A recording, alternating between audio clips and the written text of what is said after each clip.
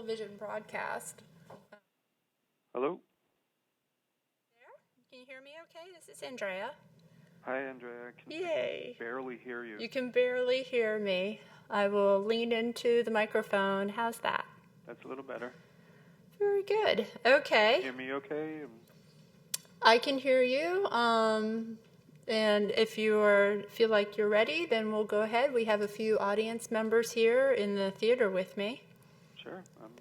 Okay, so give us just one moment to get into place with the cameras, because I get the benefit of being on camera. You're lucky you don't have to be on film. So give us about 15 seconds or so. Okay. And then we'll begin.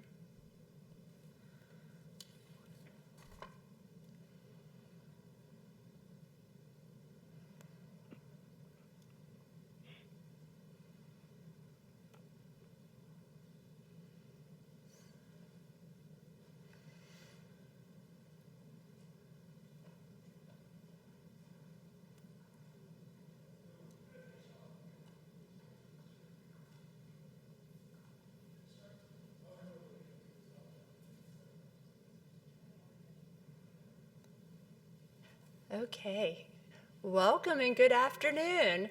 My name is Andrea Bassing-Matney. Welcome to the National Archives Know Your Records program. We're broadcasting live from the National Archives building in Washington, D.C., although our presenter is calling in from Boston. So thank you for being patient and waiting. We had a few technical difficulties this afternoon, but now we're ready to go. So for those of you who have joined us here on site, again, our presenter is calling in from the National Archives in Boston, and we do have some handouts for you, so hopefully you pick those up. And if you have any questions, so that the presenter can hear you, we ask that you use the microphone in the aisle so he can hear you all the way in Boston. For those of you watching online, you can also ask questions by using the chat feature on the YouTube webpage. You will also find hyperlinks on this page so that you can bring the same handouts that we've provided here. So feel free to use those. And there's also a link to live captioning so you can see the written word as he speaks it. So today, from Boston, we are pleased to have archives specialist Joe Keefe offer his presentation entitled Early Naturalization Records from New England States. Today, he will discuss how to use naturalization proceedings from federal, state, county, and local courts from Maine, Massachusetts, New Hampshire, Rhode Island, and Vermont between 1790 and September 26, 1906. Joseph P. Keefe has a bachelor's degree in history from Framingham State University in Framingham, Massachusetts, and a Master of Art in American History from the University of Massachusetts, Boston. He has worked with the National Archives for over 10 years in a variety of positions. At this time, he is an archive specialist with duties as a reference team lead and social media co-coordinator with the National Archives at Boston.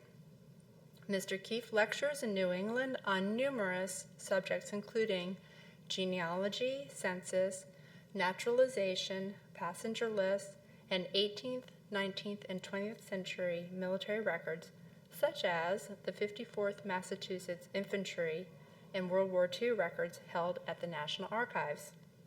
He is also a member and researcher of numerous archival and historical societies in the United States and curator for the Waltham, Massachusetts Historical Society. Ladies and gentlemen, please join me in welcoming our speaker, Joe Keefe. Thank you, Andrea, and thank you, Know Your Records, for having me. This is really exciting for me to talk about these records because they're one of the more unusual collections that the National Archives has. And these are naturalizations not only from federal courts, but also local courts as well as state courts throughout the New England area, New York, and partially from Illinois. Could we move to slide 4, please? Now, the reason we have a lot of people who ask us, why do you have these records? Why is it that the National Archives has this huge collection of state and local naturalization records? And the reason is that during the Great Depression, many of the employment and relief opportunities, things such as the WPA, or if you wanted to get a job in the Civilian Conservation Corps, you had to be an American citizen, and the jobs were limited to American citizens. So if you were looking for work from these organizations, you had to show proof. Now, a lot of people, prior to 1906, women and children simply derived their citizenship from either their father or their husband, and there's no paperwork generated for these folks. So how do they go about getting a job, and how do they go about proving that they were citizens? And one of the techniques that they came up with, the INS, was to contact the WPA, and the initial thought was to do a countrywide basically copying of the naturalization records, so that people could, once they wrote in or called into the INS, that they would have some kind of a record. If we could move to slide 5, please. So again, this requirement that people prove citizenship proved extremely difficult for women especially, but also children who had been young when their fathers had become citizens. They had absolutely no paperwork. And for most courts, that includes both federal, state, and local courts, recorded only the name of the person being naturalized, which was usually the head of the household.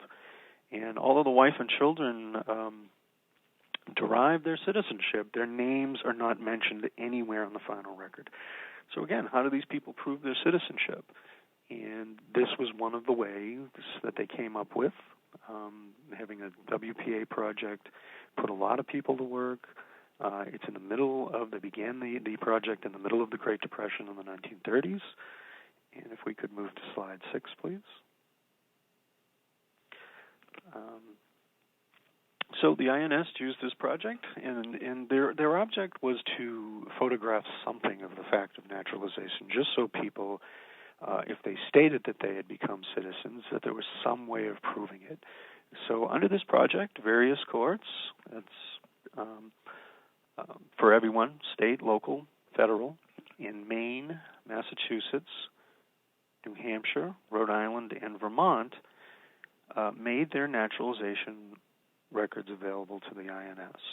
And then clerical staff would go in, they would summarize the critical data onto some index cards, thus creating an index, and the WPA workers copied the naturalization records using what was then known as a dexicgraph reproduction system, which basically took a photograph in a negative on a large card. The WPA started this in New England, New York, and partially in Illinois, but when World War II came, the project was halted before it could really get going in other regions. By World War II, most of the New Deal agencies, such as the CCC and the WPA, had ended. So although World War II really was the harbinger of ending the project was really dead. Because people just didn't really need this. We happened to be very lucky in New England in that 5 of the 6 New England states were finished. They didn't get to Connecticut. Connecticut never offered their records to the project, and they kind of went right over to New York. Now, Connecticut does have an index. It was not created by the WPA, but it's very similar. If we could move to slide 7, please. Now, this is an example of what a dexicgraph looks like. And from the late 1930s until about 1961, the INS used these copies to document citizenship granted before 1907. Now, whether it was of the actual petitioner or the wife or child who derived citizenship, it was proof for them thus to gain a job with these agencies. Now, if the INS found a record, what it would do is it would send a form to the court holding the originals. They would just ask them to verify the fact that these people had become citizens. They would send it back. They would add it to the index. Now, as you can kind of tell from this this naturalization petition, if you're for us, and if you're a genealogist, there's lots of information that can be garnered just from this one page, and we'll talk about that as we move forward. If we could move to page 8, please. And again, this was a Works Project Administration. This is what the Dexygraph camera looked like. You can kind of see it in the middle of the photograph. It was a kind of cumbersome thing to use, and again, it was a negative copy that they produced. And it took a lot of people to do this. This was a huge project for the WPA, and it put a lot of people to work. If we could move to slide 9, please.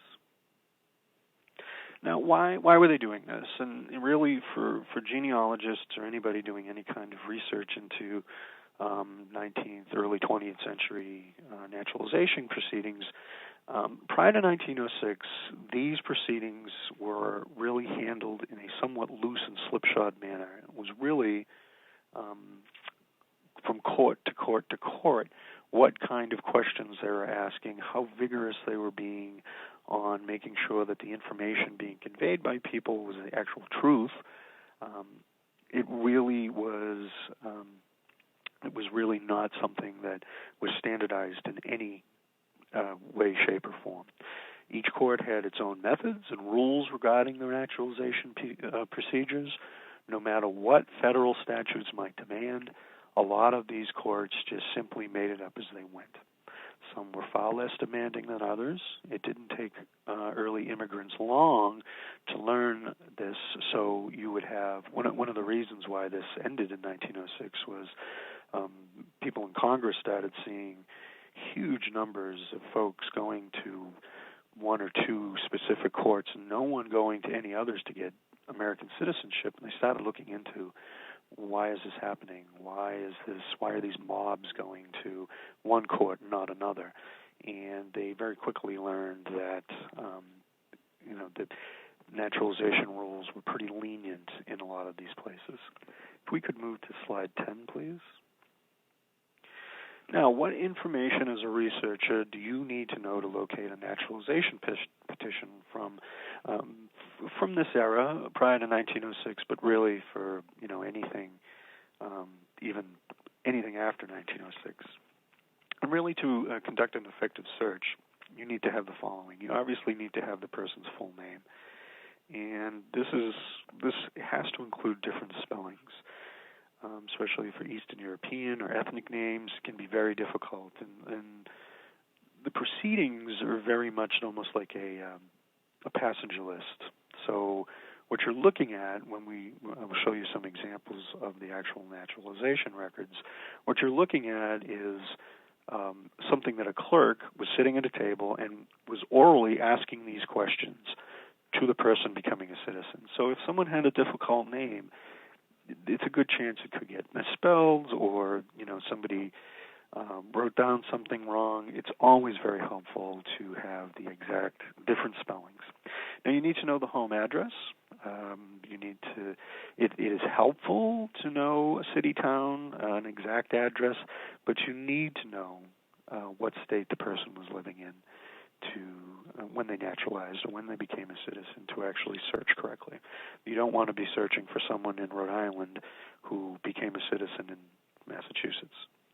And you need to know the approximate date of naturalization. And, again, you don't want to be searching for, if you have a name like Jerry O'Connor or something like that, or Timothy Kelly, you can imagine how difficult that might be into determining, is this the right Timothy Kelly I'm looking for? So you need to know at least an approximate date of naturalization. It helps winnow it down a little bit.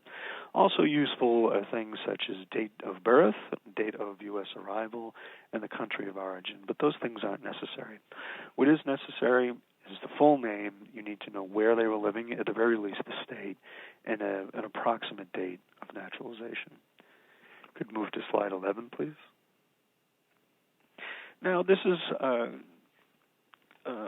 an example of what the index looks like. And the Dexygraph collection for New York, New England, and Illinois is what was produced as a Soundex Index. Now, today it's not really necessary for researchers to use the Soundex, but it was really quite a clever system. The Soundex is a coded surname for the last name index based on the way a surname sounds rather than the way it is spelled. So surnames that sound the same but are spelled differently, like Smith, S-M-I-T-H, and Smith, S-M-Y-T-H, have the same code and they're filed together. And then once these Smiths are grouped together alphabetically, then they put them alphabetically by first name, so it becomes a little easier to find. The Soundex coding system was developed so that you can find a surname even though it may have been recorded under various spellings. And again, because a lot of this was done orally, you can have various spellings on names that this system actually helps. Now, it's a little easier today because our friends at Ancestry.com have actually indexed the index, if that makes sense. They have made it searchable by name. But again, if you have somebody like what you're seeing on the screen, George Callahan, you could imagine how many George Callahans or Timothy Kellys or Robert O'Connors were coming into Boston, just Boston, between 1790 and 1906. So this is an example of the card and the kind of information you're getting. If we could move to slide 12, please. Now, the Soundex, I wanted to just kind of show you on the right-hand side of your screen. You see 3 cards. These are all men named Joseph Keefe. I'm sure they were stand-up citizens and wonderful Americans. But as you can see, if you just knew Joseph Keefe and possibly when somebody was born, you can go through and kind of pin down the person that you're looking for. Now, the Soundex Index is for, again, the states of Maine, Massachusetts, New Hampshire, and Vermont. They're all grouped in one index. Rhode Island and Connecticut have separate indexes. And New York and Illinois also have Soundex indexes, which are separate. So keep in mind if you're doing any kind of search for people in Maine, Massachusetts, New Hampshire, and Vermont, those folks are all grouped into one index. And again, Ancestry.com has digitized and indexed these by name. What you can do is you can still go through, you can still use Ancestry if you want to use a Soundex. There are ways of getting the Soundex code. It's based on, the sounding, the name, how it sounds,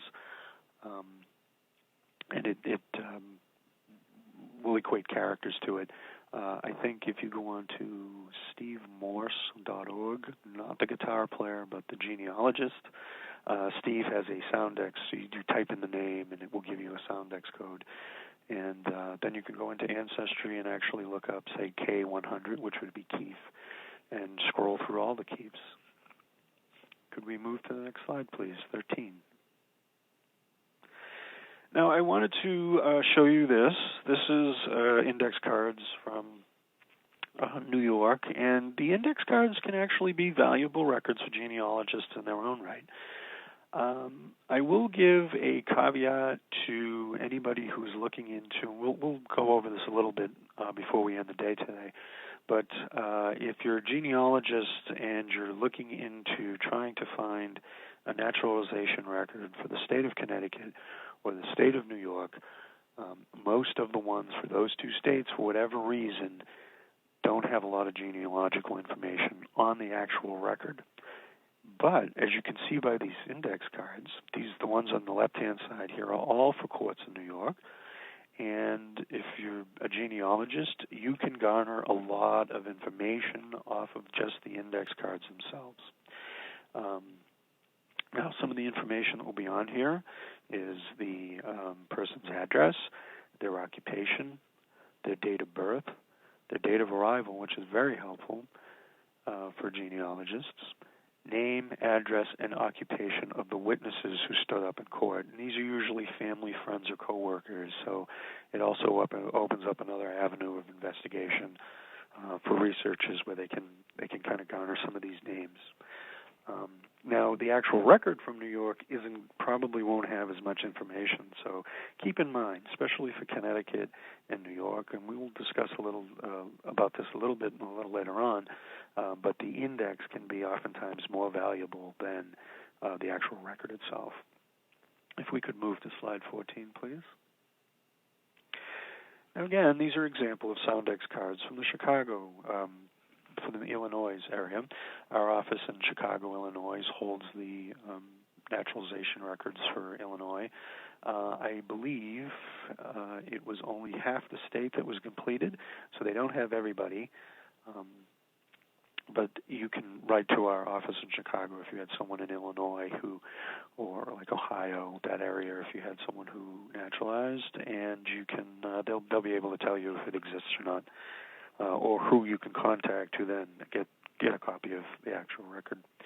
And the cards themselves, like those in New York, have very good information on each of the individuals. And, just as an example, if you knew nothing about the one up top, Robert Bruce Malcolm, you can garner some information on here that you might not have known. You have his address, where he was living. You have his country of allegiance.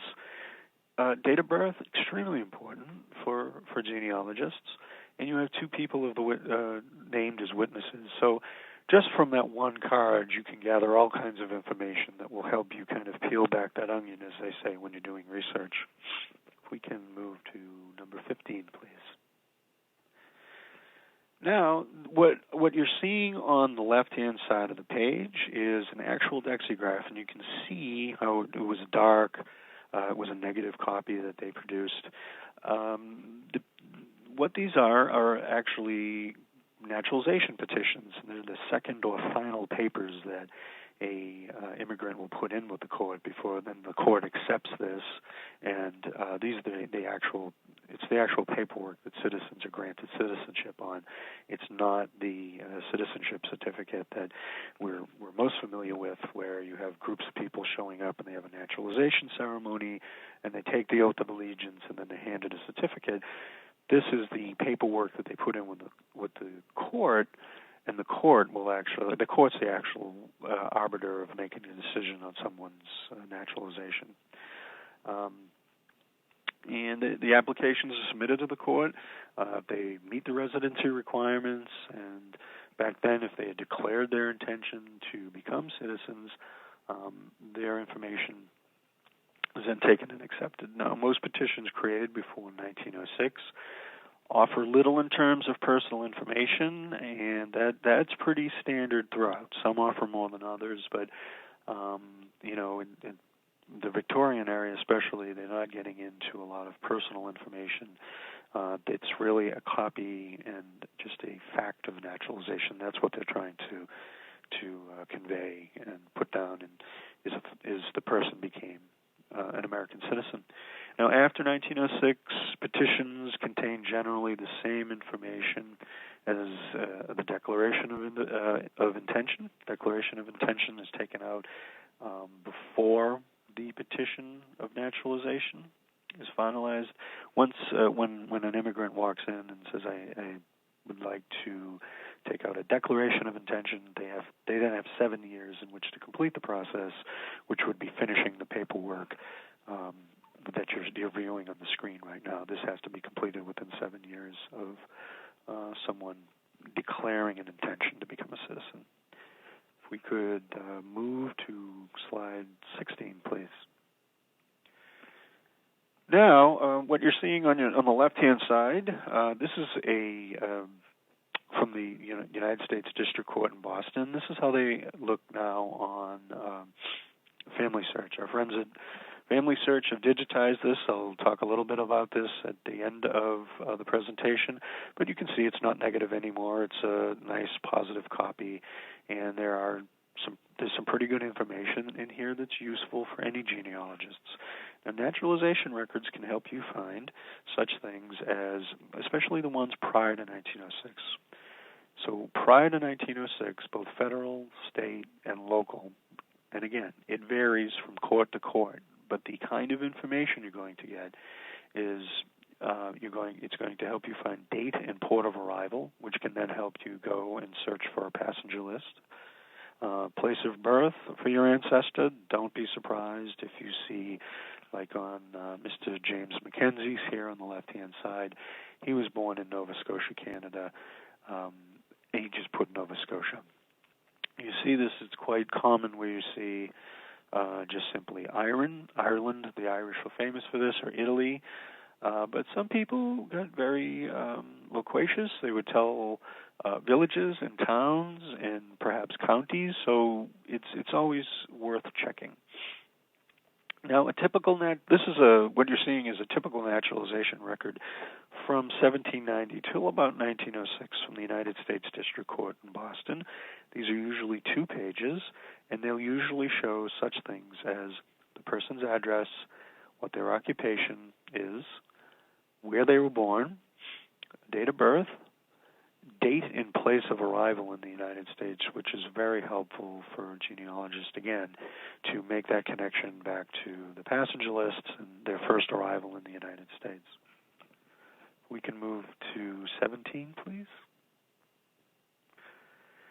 Now, this is the second page of James Mackenzie's naturalization, and the reason I wanted to show this is because on the second page, this shows 2 witnesses who will speak for James Mackenzie's moral character, that they knew he had resided in the state for at least 1 year, and that he was attached to the principles of the Constitution. Mr. Mackenzie was not an anarchist or anything of the sort. Witnesses, again, were usually co-workers, friends, or family members, which can also give genealogists clues for their research. Very important. Usually these people, if you begin an investigative thread on some of these witnesses, it may open up some other lines for a genealogist. If we could move to number 18, please. Now, on all of these in the middle of the record, you are going to see, it says, and the said petitioner further represents that he made a primary declaration of intention to become a citizen. That means that Mr. Mackenzie walked into, and you'll see it's circled here in the middle, in 1895, walked into the United States Circuit Court in Boston and made a declarative statement saying, I'm intending to become a citizen. Now, oftentimes, the information on a declaration of intention is not very dissimilar from what you're seeing on a petition for naturalization. But you never know. It can, if someone moved in the interim or, had a very serious life change, information on the declaration could be different than what you're looking at in the final paper. So it's always worth getting the declaration of intention for researchers. And as you can see here, James Mackenzie's lists the United States Circuit Court in Boston. If the declaration was taken out in a federal court, the National Archives will hold those copies. If it was taken out in a state court, the Waltham District Court or Salem District Court, for example, the researcher will have to contact the state archives to get a copy of that. But I'd like to point this out. I think it's important, and it's something oftentimes overlooked by genealogists, that they see that, they might not understand what it is. So what we want to encourage researchers to do is to kind of, peel back every layer and to find every clue that could be out there for what they're doing. And this is another one for them, another clue to use. So if we could move to number 19, please.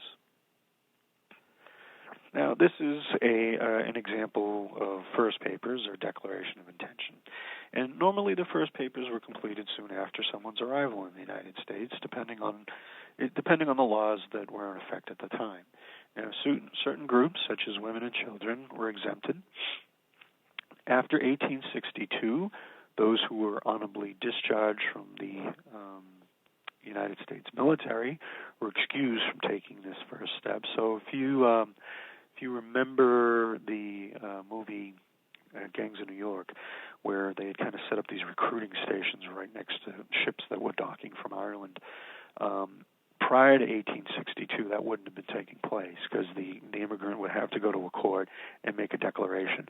One of the reasons that they changed the law in 1862 was they desperately needed men for the Union Army, and one way of getting that was to be able to directly recruit people right off of the boats. So that was waived after 1862. Until 1906, the content of the forms for a declaration of intention varied dramatically from one county to another and from one court to another. And again, that is really for most of that paperwork, it really varies both for local, state, and federal courts. And a large percentage of the first papers created before 1906 contain very little biographical information. Now, what you're viewing on the right is the Declaration of Intention for James Mackenzie from the United States Circuit Court in Boston. The declarations taken out in federal courts usually contain the following information: occupation, place and date of birth, where and when the immigrant arrived in the United States. But again, it varies. But it is another avenue to look at, to find information, and to really kind of help you complete your research into individuals. If we could move to slide 20, please. Now, I wanted to show you this. This is a declaration of intention for William Edmonds from the Albany, New York City Court, and I wanted to just show it as kind of an example of how the information varies from court to court. This declaration gives Edmonds' birthplace, his age, nation of allegiance, where he immigrated, and his intended settlement. And that can be really helpful for genealogists. Where did he intend to go? That question isn't asked on any of the ones from New England. Where whence migrated wasn't asked. So you can see there are differences within these courts.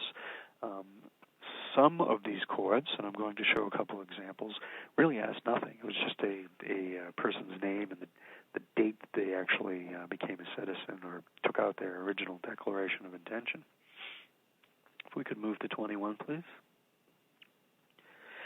Now, this is just another example of a declaration of intention from the Court of Common Pleas in Cuyahoga County, Ohio. This would be held by our Chicago office, but I wanted to show it just to kind of show that really the wide variety of information is on here. Now, this is for a gentleman named Adam Merkel, and if you knew nothing about Adam Merkel, you probably aren't going to know much after you read this. You're finding he's a native of, not much else, though. And this is, again, it's an example of kind of the really large differences in information on a lot of these records. If we could move to 21, please. Now, I also wanted to show you an example of the non-federal court record. And this is from the 3rd District Court of Bristol County, which is in New Bedford. New Bedford is known as one of the whaling capital, mariner capital of New England. So we had a lot of people coming in and staying in the area, and settling in and around New Bedford, Fairhaven, Cape Cod area. This is for Charles Lomboy, who was a free black living in Fairhaven, Massachusetts. He was employed as a mariner. And this naturalization is 3 pages long. So you can kind of get a sense of the disparity in information that the 3rd District Court of Bristol is asking, and the court in Cuyahoga County, Ohio, they're not asking anything. And if you go into into the 3rd District Court of Bristol County, you're being interrogated. So which one, where would you probably go? Find out where the least information is being asked and go to that one. But this is great stuff if you're doing any kind of research on Charles Lomboy. There's lots of information here about him. You're getting what his occupation was, where he was residing, where and when he came into the United States. On the 2nd page, again, you're getting witnesses. You're getting a lot more information here than just the kind of single-page stuff that a lot of the courts are asking. If we could move to 23, please. Again, these are examples of the 2nd and 3rd pages, just to kind of show you, and it really just kind of points out the disparity in information that was really what was going on in the American judicial system at the time, especially in regards to naturalization and naturalization law. If we could move to 24, please. Now, I had mentioned Connecticut and New York a little while ago, and I just wanted to show you an example. If you are doing research into Connecticut records, you are in for a huge disappointment. Anything prior to 1906, really pre-1907, there's not a whole lot there. As you can see from this, they're just listings of names, where the person is residing at, which most of us already know. We need to know that so we can get to the index, and a date of naturalization. So there's really not a whole lot of information. One thing you're getting here, though, is the court that the Declaration of Intention was filed. Now, if you follow this line, if you're doing, say, Thomas Canning, who is the top guy on the list there, and you go to the records of the Superior Court of Hartford County, you're going to find something, and find Mr. Canning's Declaration of Intention. You're going to find something very similar to what you're looking at right here. They're really just listings of names, so there's very little biographical or genealogical information on the states, for the states of Connecticut and New York. We could move to 25, please. And again, this is an example of pre-1906 naturalization from the Circuit Court of Northern Illinois. And this is really a good example of how information prior to 1906 varied from court to court. If we looked at the really kind of wealth of information that you're finding on the record in the 3rd District Court in New Bedford, and then take a look at this record, there's not a whole lot here. And there's really, if you were doing research into this gentleman, Henry Blodgett, you'd probably find very little that's going to be helpful within this page. Very little. And it's just an example. I like to warn people about that, but encourage them to kind of take the dive and to look into these records, if you're doing, especially for genealogists, but historians as well. But for genealogists, you may have a record that has all kinds of information, or you may have something very similar to this that has very little information, but you never know until you find it. If we could move to number 26, please. And again, this is just another example to kind of show you the, how really different, radically different things were from court to court to court in the United States, especially in regards to naturalization law. This is the United States District Court for the Northern District of Ohio. Again, this comes from our office in Chicago. And it, again, is just showing the variance in information. If you knew nothing about Adam Merkel, who is, this is his naturalization record, you would know really nothing about Adam Merkel after you finished, other than he was from Cleveland. So if we could move to 27, please. Now, one thing I do want to point out, and this really confuses a lot of people, women. This is the Section 2 of the Naturalization Act from 1855. I'll read it very quickly. Any woman who is now or may hereafter be married to a citizen of the United States and who might herself be lawfully naturalized shall be deemed a citizen. What does that mean? Well, naturalization for women has always been this really kind of confusing issue. And in general, prior to 1922, women did not naturalize. They simply derived citizenship through their husband or their father. Very few women actually walked into court under their own name and did it. Not unheard of, but it was pretty unusual. When things change, when women are granted the right to vote, now they begin to naturalize under their own names. By law, they have to naturalize under their own names. So you see this huge influx of women after 1922 when they were granted the right to vote. Just keep that in mind. 1922 is really a kind of cutoff date, especially for women, where you find, and a lot of times if you're looking on the census and, you'll find a husband and a wife, and the wife will be listed as naturalized. She simply derived it from her husband prior to 1922. After that, if you see a woman on a census page, and it said she's a naturalized citizen, she probably took the paperwork out under her own name. So just keep that in mind. It's really important. But it's not unheard of that women did this under their own name, and I wanted to show you this. If we could move to number 29, please. Slide 29. Slide 29 shows you a record. This is a petition for naturalization for Barbara Baer, and she applied for citizenship in the United States District Court for the District of Columbia on January 29th, 1892. And you'll see in the middle, I've circled it, where the clerk had to alter the text from as a man of good moral character, crossed man out and wrote a woman of good moral character. So again, it was unusual, and they had to kind of doctor some of these records to get women naturalized, but it wasn't completely unheard of. Some women did. This Mr. Mayer had died before he could finish the application process. He was applying for citizenship himself. So when he passed away before he completed the process, the wife picked it up under her own name. And again, this is another naturalization record. This comes from the collection of the National Archives of Boston. It is for a Mary Medley from the United States District Court in Boston.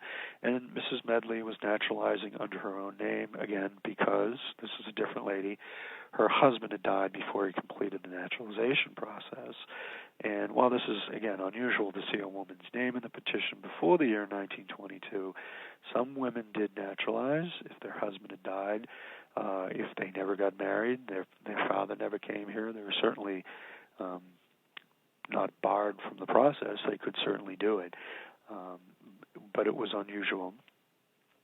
And this is just another example where we're actually altering documents. So it under here it says that she is the wife of said Edmund Medley, who is now deceased. So she's doing this under her own name because of his passing. If we could move to slide 31, please.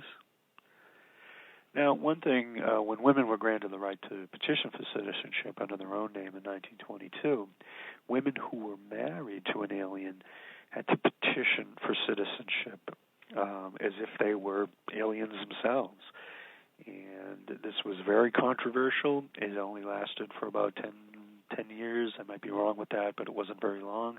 So if you had a native-born woman in the United States who married a foreign-born man who had not yet completed the naturalization process, she lost her citizenship and had to reapply under her own name as if she had just gotten off the boat from a foreign country. This is an example. It was called Repatriation. This is a repatriation naturalization for a Catherine Hogan, who was married to her husband James Hogan in 1907. And if you look closely, Catherine is not petitioning the court for citizenship until 1943. So there's a huge gap in time there. She just didn't. We've run into this quite a bit here. I can't speak for other custodial units within the National Archives, but we've had several women who came in, and they were quite bitter about it. One woman came in and said, her mother never felt that, she needed to give up something she never lost, and she was quite right about that. She never did give up her citizenship. It was just kind of stripped from her. But this is something to keep in mind. I don't know how long this lasted, maybe just into the early 30s. Can certainly look it up, but these are things to keep in mind. Again, it's another kind of layer you're peeling back that onion. Keep it in mind that these do exist. If we could move to 32, please. There are other laws. So between 1824 and until 1906, minor aliens who had lived in the United States for 5 years before their 23rd birthday could file both their declaration and petitions at the same time. I believe that even today, I don't think a declaration of intention is required. I'm not wholly familiar with immigration law, but I think that is the case. And so over the years, Congress has tried to tweak these laws, and there have been a lot of changes to it. But the basic setup has remained the same, that if you're an alien, you come into this country, you have a right to walk into any court in the United States of America and say, I would like to become a citizen of the United States. You then have an option of taking out a declaration of intention to become a citizen, in which case you have 7 years to complete the process, or you can establish residency, which I believe is 5 years, 5 to 7, and then complete the process that way. If we could move on to 33, please. Now, this is so finding these records. How do we find them? How do we locate them? This is a card for a gentleman named Timothy Sullivan, and for researchers to find the correct dexigraph or naturalization record that they're looking for, they need to know the volume and the page number. So if you're looking it up, the most important thing on this index is going to be the third line. You'll see it circled there. It's the U.S. D.C. Boston, which stands for the United States District Court in Boston, and then two numbers, 89-98. And what that stands for is volume 89, page 98. And that is what you need to now know to find the record for Timothy Sullivan. We could move to 34, please. Now, our friends at FamilySearch.org, which is free, they are completely free. You can just log on and begin searching. They have recently finished digitizing our collection from the National Archives at Boston of our Dexigraph collection. This material is free. It is available to all researchers. Family Search is currently working on a name index so that researchers can simply search the records via a person's name, but it's not completed yet. So you still have to request an index search. We can do that for you. Or you can search the index via Ancestry.com. I also believe that Family Search now has the index as well. And what you're looking for is that third line. So if you were looking for Timothy Sullivan, what you're seeing on the left here is Timothy Sullivan's actual petition for naturalization. If you were looking for this, you'd need to find that card. If we could move to 35, please. Now, the collection is located on Family Search under New England, Petitions for Naturalization. The year range which Family Search has given the collection is a little incorrect. It's really for the years, most important years are going to be 1790 to 1906. I think Family Search put the years in just to give themselves some leeway, but the bulk of the collection is going to be between the years 1790 and 1906. If we could move to the next slide, 36, please. Now, once we get into New England Petitions for Naturalizations, what you need to do is click on View Images in this collection. And it says, you can see there in the middle, it will say Browse through 792,000 images.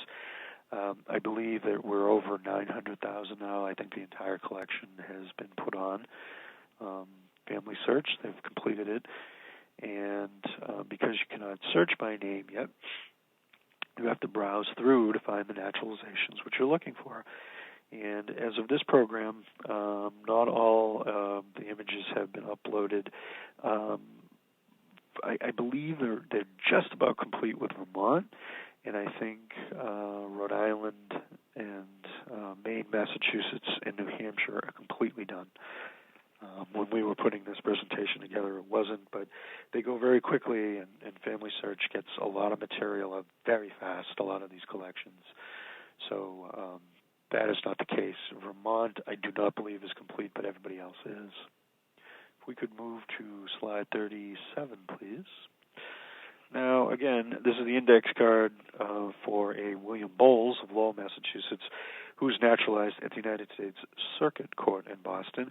And again, just kind of as an example, really to make sure that researchers know this, the most important thing is going to be that third line where it says USCC Boston, Mass. 115-7.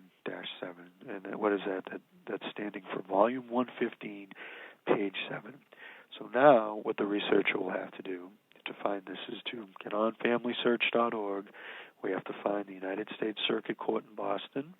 We have to locate Volume 115, and then we're searching for page 7. And we're going to come to Mr. William C. Bowles' actual naturalization petition. If we could move to 38, please. Now, researchers then have to go on, and within this you pick the state, which is up top, and then you have to pick the court. And if you click on Massachusetts, you will see underneath U.S. Circuit Court. So if we were looking for Mr. Bowles, we would then click on U.S.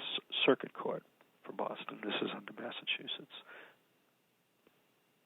And, we're going through this fairly quickly, but if you log on to Family Search and just start looking around, it becomes pretty clear. It's pretty intuitive how to use this and to how to navigate through to find what you're looking for. If we could move to 39, please. Now, again, if we're looking for Mr. Bowles, we've clicked into Massachusetts, we have clicked into the United States Circuit Court in Boston, and now we have to click into Volume 115. As I've circled here, you see it. Just click on Volume 115. So we've located the court which we needed.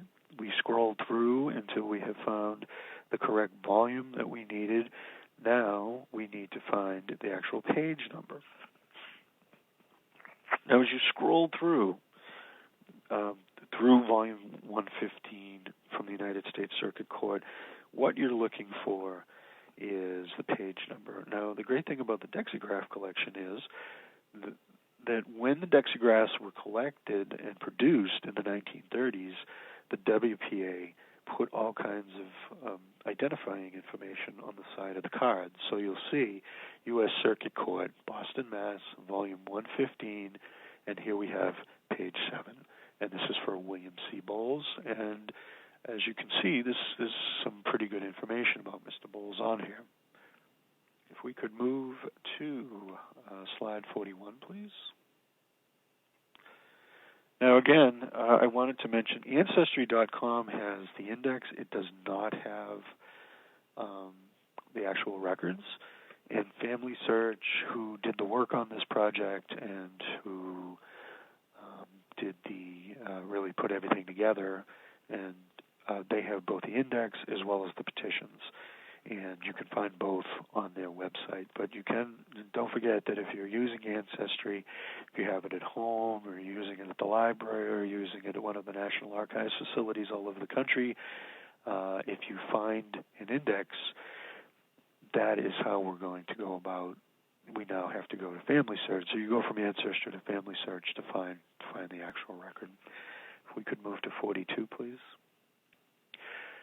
So I wanted to thank all of you again. If I'll take some questions here before we go, but I want to thank you for your time. I hope this shed some light on a really interesting collection that we have here at the National Archives, and it's really one that can be used by researchers, and again, not just genealogists, but it can be really great for genealogists, but also historians who might be looking at trends and immigration trends, and, who's settling in what area of the United States in the early late 19th, early 20th century. So again, I want to thank Andrea, I want to thank Know Your Records, and I'd like to thank all of you for being a great audience. Thank you. Thank you so much, Joe. That was very informative. I've been checking online to see if we have any questions, and we don't have any at this time. We do have an on-site audience, and I encourage you, if you have any questions at all, to ask, but you'll have to use the microphones in the aisle.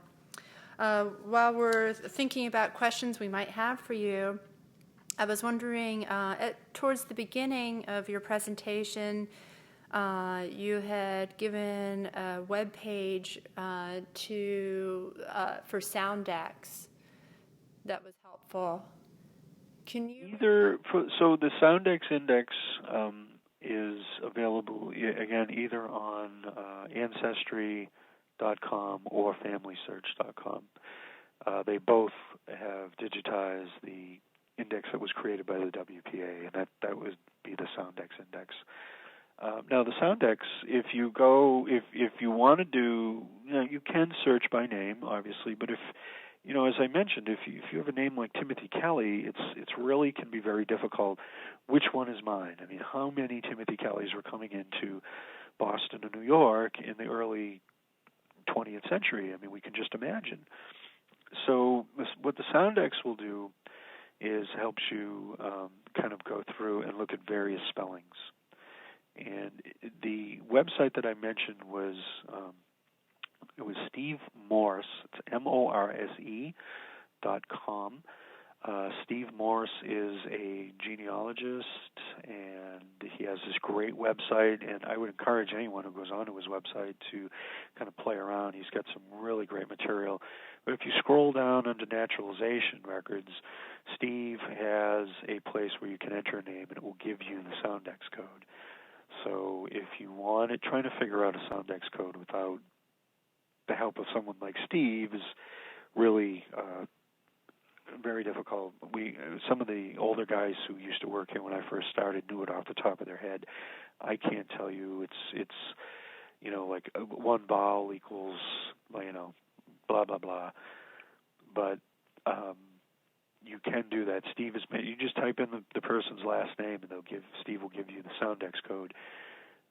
So then you have to go from stevemorse.org probably to FamilySearch.org, which has the index, or Ancestry, and then what you can do is all you have to do is just find that Soundex, and then you can go through, and it's alphabetical by first name. So you see the various spellings that are on there. It's a little easier, especially if you have a very common name like Smith or Kelly or Jones or something. Thank you so much, Joe, for that answer, very thorough answer. We do have a question here from our audience. So, sir, if you'd like to ask your question for Mr. Keefe. Yes, thank you very much, Mr. Keefe. It was very informative. If an individual did not apply to the WPA, would their records of naturalization be in the files? They should be, yeah. So if what the WPA went into each of these courts, and they were just using the actual documents. So anybody who became a citizen through any of these courts, their records would be in there, and they would be in the WPA project. Yeah. I hope that answers your question. Yes, thank you very much.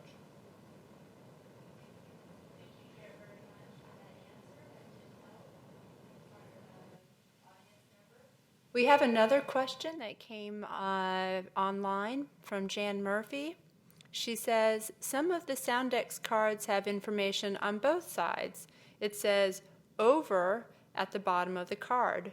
For some cards, it seems the second side was not microfilmed. How can we find the second side?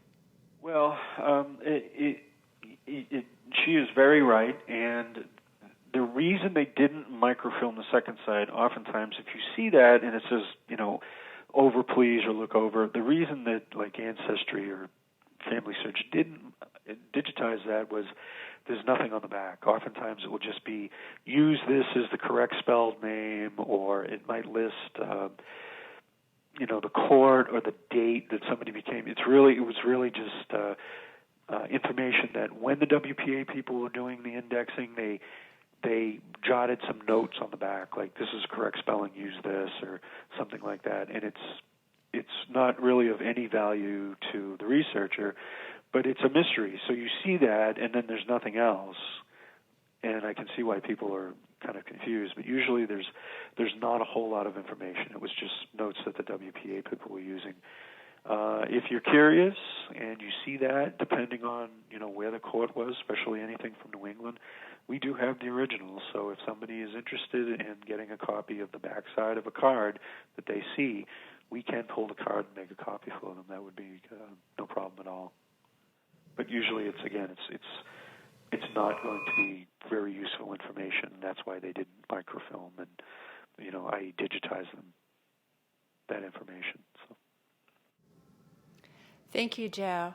That's another helpful answer to Ms. Murphy's question. And she came up with a second question. She asked, any tips on finding the declarations once we have found the petitions?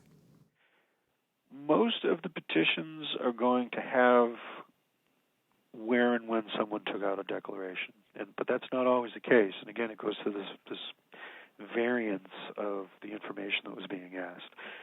That's the first place to check. If you check, usually you're going to say, it's going to say something like, this person made a primary declaration of intention to become a citizen, and it will give you the court and the date. And really that's what either us or a state archive would need. We just need obviously the person's name, but the declaration of intentions were put together by date, so we need to have that date. Now, there are some indexes that the courts put together. They're not great. They're kind of clunky to use, but there are.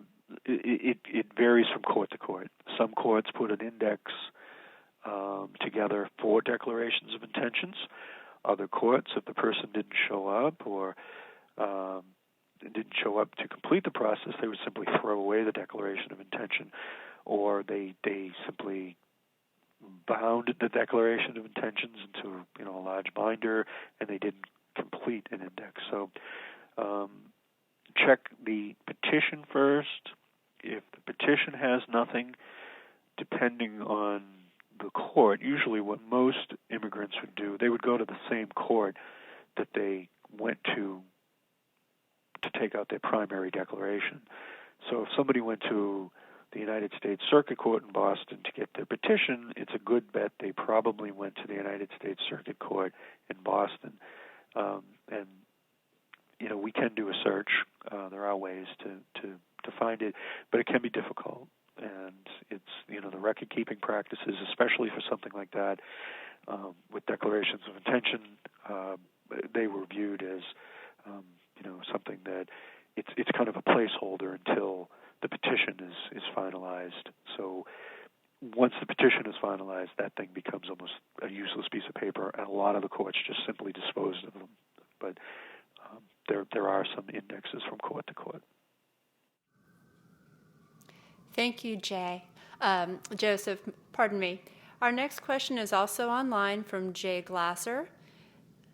The question is, I just followed up on Family Search. My grandfather was naturalized in Connecticut. The card has N340 in the upper corner. What is the next step? Well, what he's looking at is the Soundex code. So for him, that almost becomes moot at this point. What he can do, the next step is send us an email at boston.archives@nara.gov. So he has the information.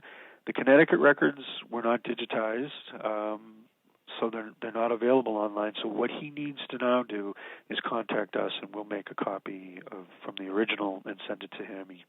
He's certainly welcome to come in and view the original and make copies himself, digitally. But his next step, that N number is the Soundex code. since he's found that, it's really kind of moot. That doesn't mean anything now.